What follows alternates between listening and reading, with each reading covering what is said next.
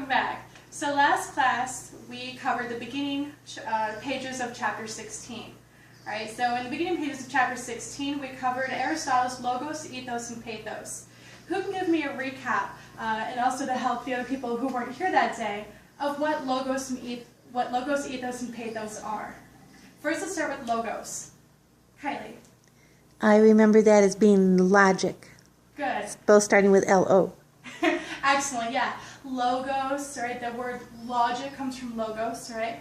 So logic and reasoning has to do with logos. What about ethos? Kylie. I know this one too. It's ethics. Very good. The word ethics comes from ethos, and from ethics, we perceive your credibility as a speaker, right? We want to see that you're a good person, that you have good character, right? That you have good morals and that you have goodwill, right? Lots of goodness in you. We want to know that you're not going to lead your audience astray and that whatever it is you will tell your audience will benefit them in some way, whether immediately or in the long run. Okay? Next we have pathos. Who remembers what that is? Kylie? Has something to do with emotions, I think. Fabulous. All right, excellent. So pathos has to do with emotional appeals. Recall, pathos kind of sounds like the word pathetic. And when you think of something that's really pathetic, like sad puppy dog eyes, you go, aw, right? And that's pulling at your heartstrings, your emotion. All right? Remember, it's both positive and negative emotions. So happy, sad, fear even, all right? Jealousy, all right? Surprise, okay? So all of those emotions have to do with pathos. Excellent. So today we're going to cover the rest of chapter 16. All right? Our objective is to understand and be able to apply fact, value, and policy. First, let's look at the definition of persuasion. All right? The definition of persuasion is any message that is intended to shape, reinforce, or change the responses of another or others. Now keep in mind the definition of persuasion is threefold, right? We see shape, reinforce, or change.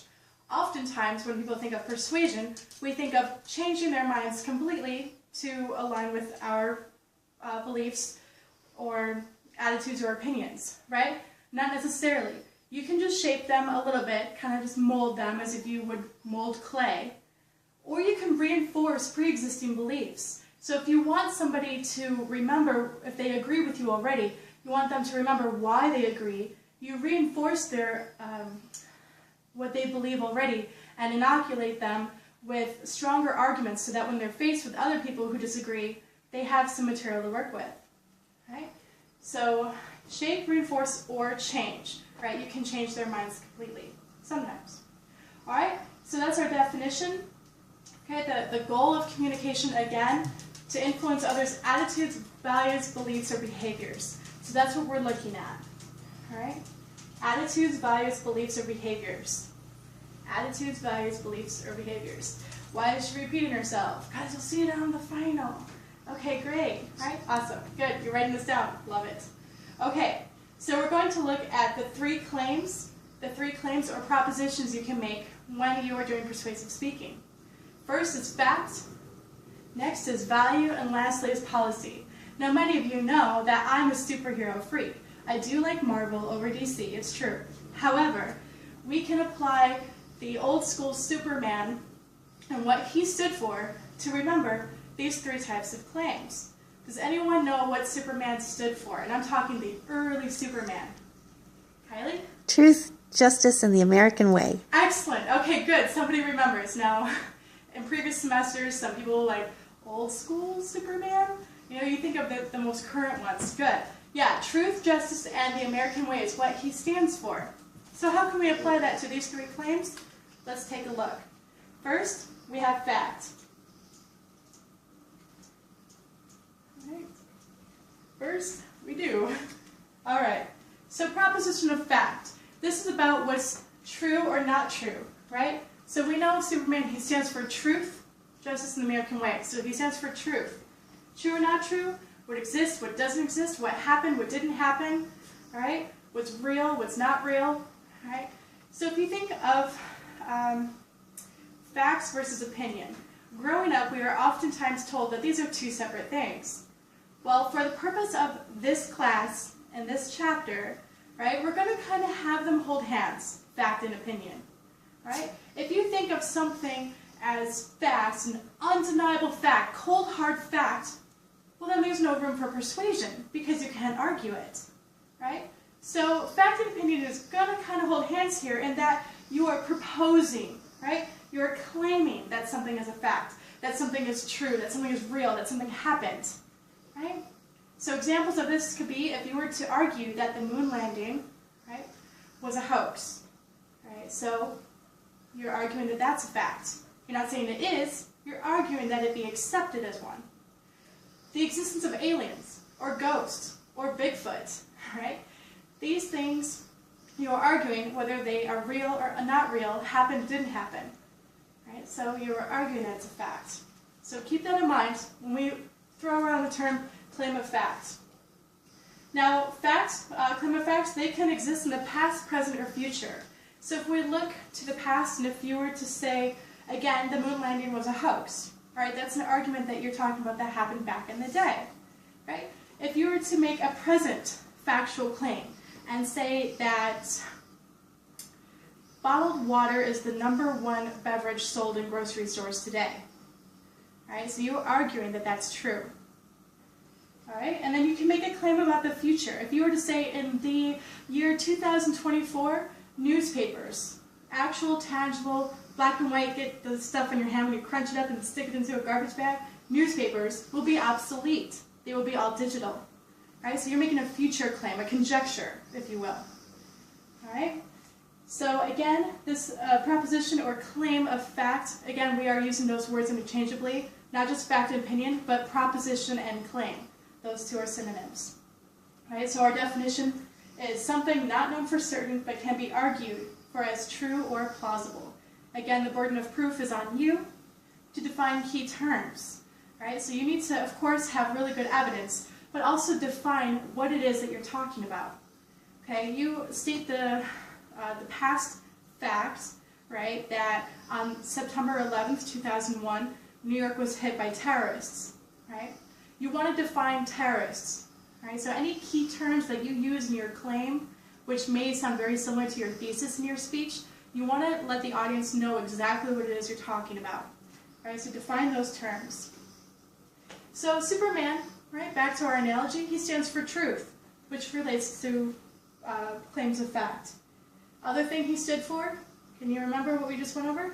Justice. Excellent. So he stood for justice. Okay, so next we have claim or proposition of value. Value.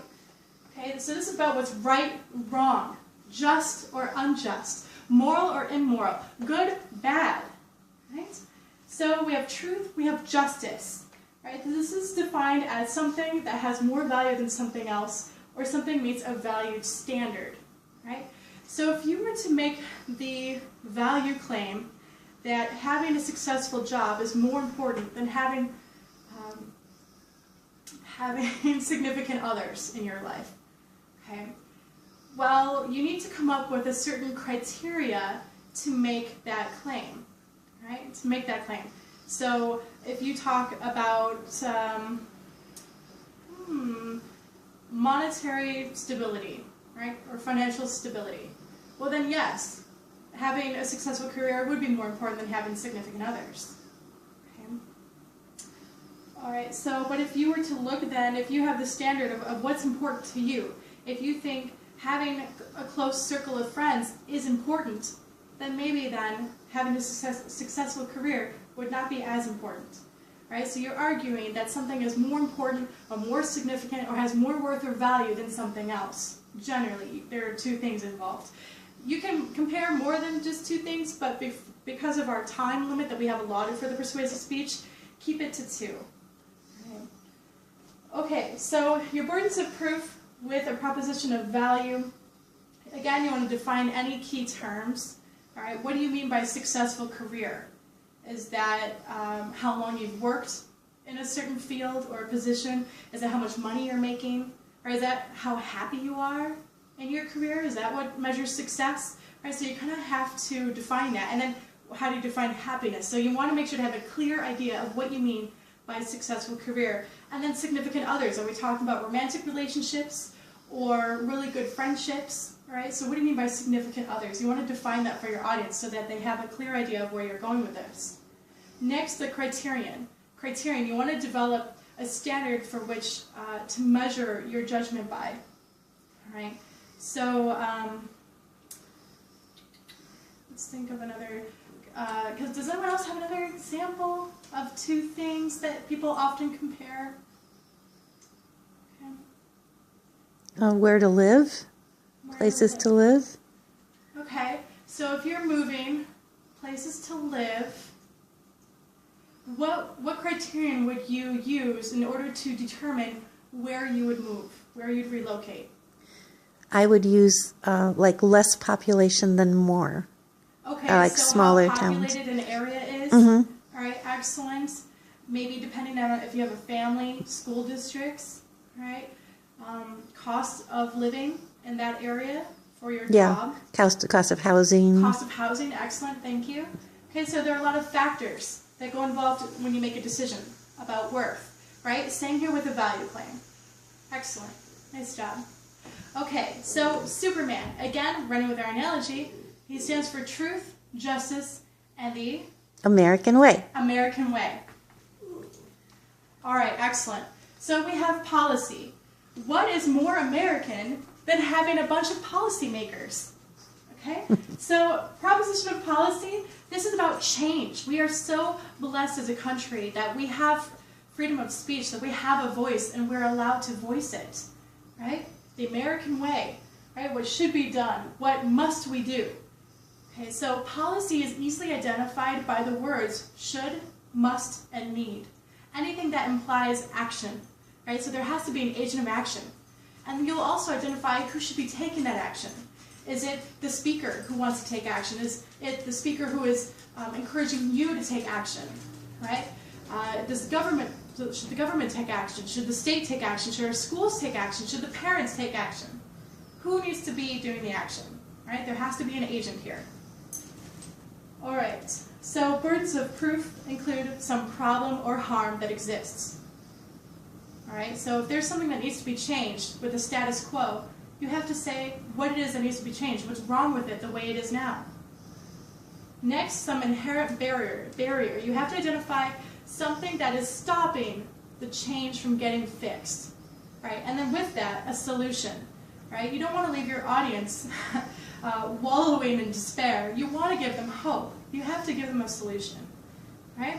So, problem or harm, inherent barrier, and a solution, right? So remember, should, must, need are the key words to identify if a claim is a claim of policy.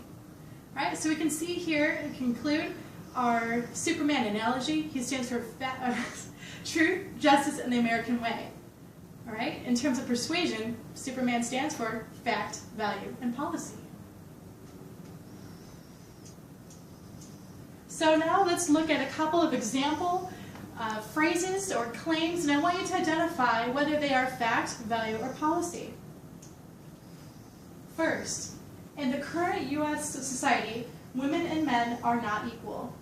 Is that statement about what's true or not true? Is it about value, or is it about policy? Any ideas? I say fact. Okay, good. Right? Yes. You are making a claim that this is true. All right, so it is a claim of fact. Very good. Our schools should adopt the grading system that has plus and minus in addition to letter grades. For example, A plus, A minus. Fact, value, or policy? That would be policy. Excellent. What gave it away? I do you know? should. Okay, good. Yeah, should. Now, can you also identify here the agent of action?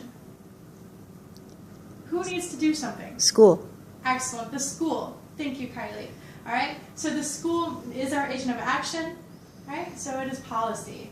Very good. Next, having close friends is more important than having significant others. Let's say it's romantic others. Right? Having close friends is more important than having significant others. Fact, value, or policy? Value? Very good, Kylie. Yes. All right. It is value. Why? You know why?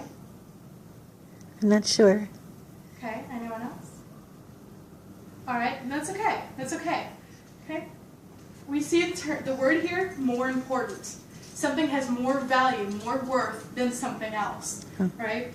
So I should have mentioned earlier some key words to look for when it's a claim of value. Not always, but sometimes they have words like important, valuable, right, or more valuable, worthwhile, significant, right? So one thing and generally there's a comparison, generally, okay, not always. So more important, especially words like more or less, that will, if that comes prior to a word like valuable, important, significant, that will also tip you off as well. Playing team sports is valuable for young children. Think carefully about this one. Could it be value? Because I don't know that that's a fact. Good. Okay, well, it is kind of phrased like, oh yeah, I'm saying that's true, or I'm going to say that's false, all right? And it sounds like it's written like it's true. Okay, it is indeed a claim of value. Why? Even though it sounds fact-ish, it is value. Okay? All right? That's okay. So it is value because you still have to make a standard, still have to have a certain criterion to make it, to be met in order to say it is valuable. All right? So it is value. I mean, the word valuable is in there, but you still have to kind of come up with reasons or standards or criterion of why that makes it valuable. Okay? Nice job. This was a tricky one. Very good. All right? The state of Illinois should lower the legal drinking age to 18. That's definitely policy. Okay, excellent. Thank you. Policy, why do you say it's policy, Kylie? They're saying that Illinois should. Good. Yeah, the word should is in there again. And our agent of action, like you stated? Illinois. Illinois. Great. The state government should be taking action here. Very nice. Okay. So we're going to do a very brief activity. We're going to take a couple of minutes. All right, so we did the informative speech a couple of weeks ago. I want you to think of how you can make your informative speech persuasive. All right? Some scholars argue that all communication is persuasive in nature to some degree. If you think about a new movie that came out and you tell your boyfriend or girlfriend, hey, this new movie came out, right? Even though while you may be just informing them about a new release, could it be that maybe you want to go see it? Perhaps there's a new restaurant that opened up in town and you're telling your parents about it, right? Even just telling them could be that maybe you want to go visit it and try it out. So even though your speech topic from your informative speech is indeed that, informative, it can be turned around, maybe added a few words here and there, tweak it a little bit to make it sound persuasive. So go ahead and take a couple minutes to do that now.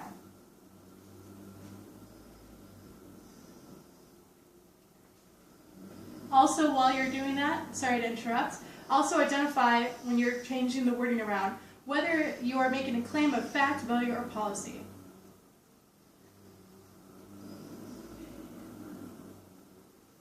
All right, so I'm going to call in a couple of you and see what you came up with.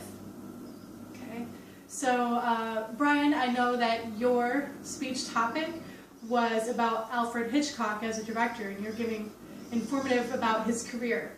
So how can you make that sound persuasive? Okay. All right, so it can sound persuasive if you were to make the argument that he was the best director of all time. All right, certain key words that you would have to identify. Of course, director. I mean, we know what that is, but again, define like basic duties of director.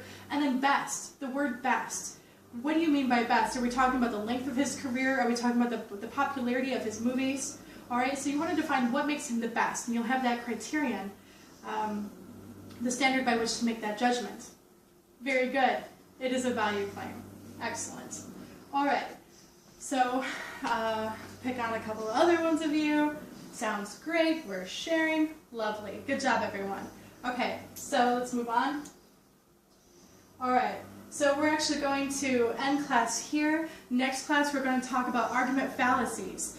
All right, fallacies occur when reasoning is based on faulty logic, right? Anything that kind of doesn't make sense. If you've ever had a conversation that kind of makes you raise your eyebrow and go, tilt your head and go, huh? Right? You probably were just a victim of an argument fallacy. Right? So we're going to pick this up next class. Have a great day, everybody. Thank you so much.